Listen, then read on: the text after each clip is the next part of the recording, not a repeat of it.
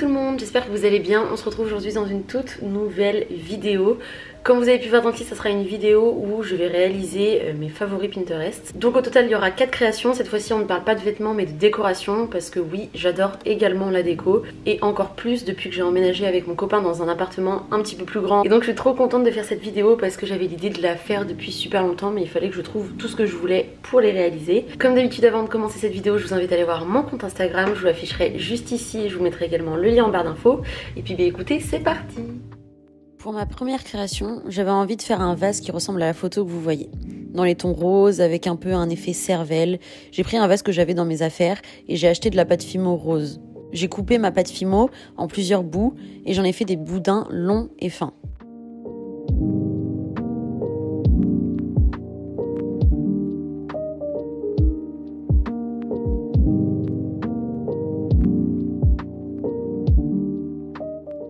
Ensuite, vu que je n'avais pas de rouleau de pâtisserie sous la main, j'ai pris une gourde pour aplatir mon argile que j'avais pris de base pour faire le bas du vase, car j'avais peur que ma pâte Fimo ne tienne pas toute seule sur mon vase. Au final, c'est quelque chose qui ne m'a pas posé de problème et je l'ai donc enlevé à la fin.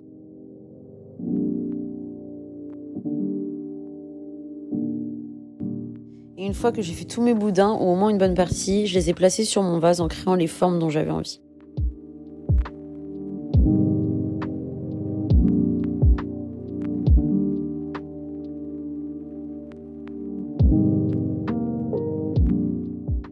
Ça a été pour le coup une réalisation assez simple, qui m'a pas pris beaucoup de temps.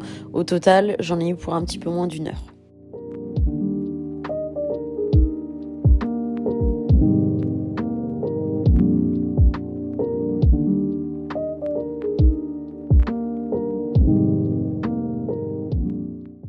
Pour ma deuxième réalisation, j'ai eu l'idée de transformer un ballon de basket en vase. Je trouve ça super beau et j'arrêtais pas d'en voir sur Pinterest.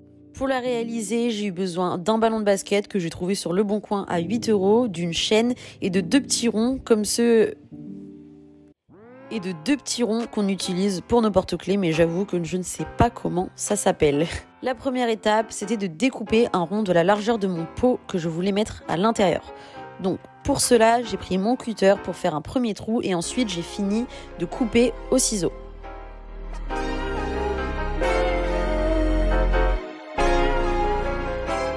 Ensuite, j'ai fait 2 petits trous de chaque côté du ballon, en dessous de ma base, pour pouvoir venir mettre mes boucles. Une fois que j'ai réussi à passer mes boucles dans les trous, j'avais juste à venir accrocher ma chaîne et le tour était joué.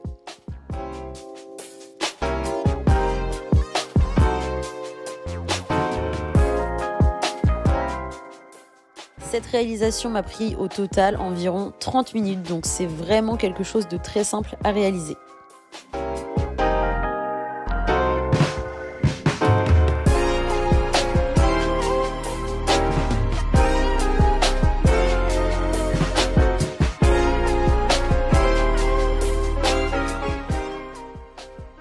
Ma troisième réalisation, j'avais envie de faire ce cendrier. Je trouve ça trop beau et j'adore le côté décalé des poumons pour un cendrier. Je précise que ni moi ni mon copain fumons, donc c'est vraiment pour le fun et pour les fumeurs qui viennent chez nous. Donc pour cette réalisation, j'ai eu besoin d'argile autodurcisseuse, de la peinture à l'acrylique, j'ai pris du rose et j'avais déjà du rouge, donc ça tombait très bien.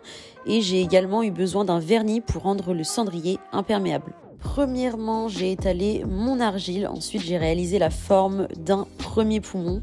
Pour que le résultat soit un maximum symétrique, j'ai pris mon premier poumon que j'ai placé sur le reste de mon argile et j'ai découpé tout autour. Cela m'a permis d'avoir à peu près les mêmes dimensions.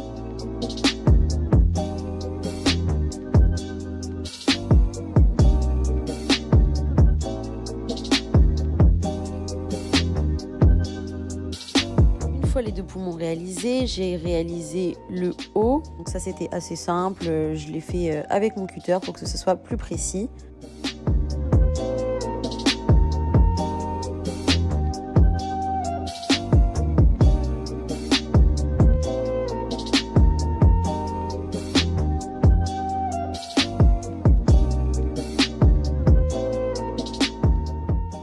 Et je suis ensuite venue assembler les 3 parties. Ensuite, j'ai pris mon argile et j'ai réalisé un boudin pour pouvoir le mettre tout autour du cendrier et faire un cendrier fermé. Une fois que j'ai fait mon boudin, pour qu'il puisse bien adhérer au reste de mon cendrier, j'ai réalisé une pâte plus liquide avec mon argile et beaucoup d'eau. Mais avant de mettre mon boudin, j'ai également cranté tout le tour du cendrier, donc là où j'allais mettre ma pâte et là où j'allais ensuite mettre le boudin.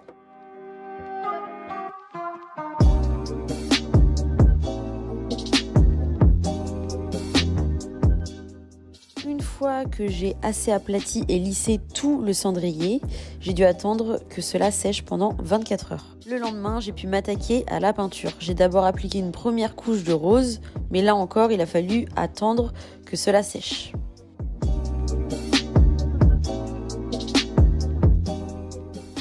Environ 2 heures après, j'ai peint les détails des poumons avec ma peinture rouge et j'ai attendu que cela sèche.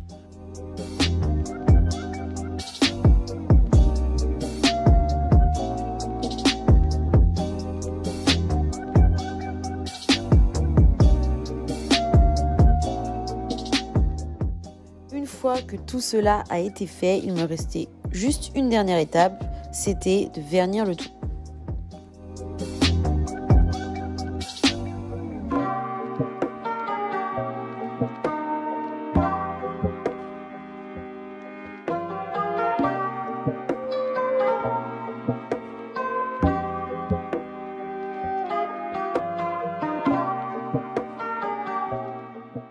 Pour la quatrième et dernière réalisation, je voulais réaliser ce miroir. Pour cela, il m'a fallu un miroir rond que ma mère avait dans ses affaires, de l'argile autodurcisseuse, de la glu et des petits carrés de mosaïque en miroir. Premièrement, j'ai réalisé petit à petit les contours du miroir pour créer vraiment la base dont j'allais avoir besoin. Une fois que j'avais fait tous les contours de mon miroir, la première étape était donc terminée et j'ai dû attendre 24 heures pour que l'argile sèche. Après avoir attendu, j'ai ensuite pris ma glu et au lieu de poser ma mosaïque une par une avec la colle, j'ai appliqué la colle directement sur l'argile. Cela m'a permis de gagner un peu plus de temps. Ensuite, il faudra vous munir de patience parce que c'est la plus grosse étape qui vous attend. Donc maintenant, il s'agit simplement de prendre vos morceaux de mosaïque et de les poser un par un sur votre argile.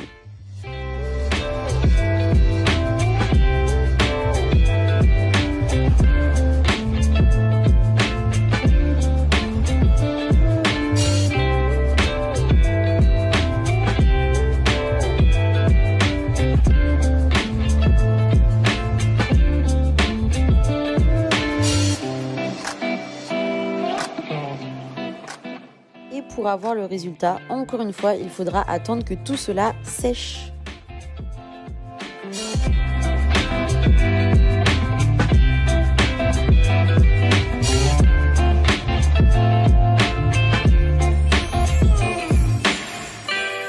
Bon ben voilà, c'est la fin de cette vidéo, j'espère qu'elle vous aura plu. N'hésitez pas à me dire en commentaire quelle était la réalisation que vous avez préférée. Je vous fais plein de gros bisous, prenez soin de vous et si la vidéo t'a plu, n'hésite pas à t'abonner.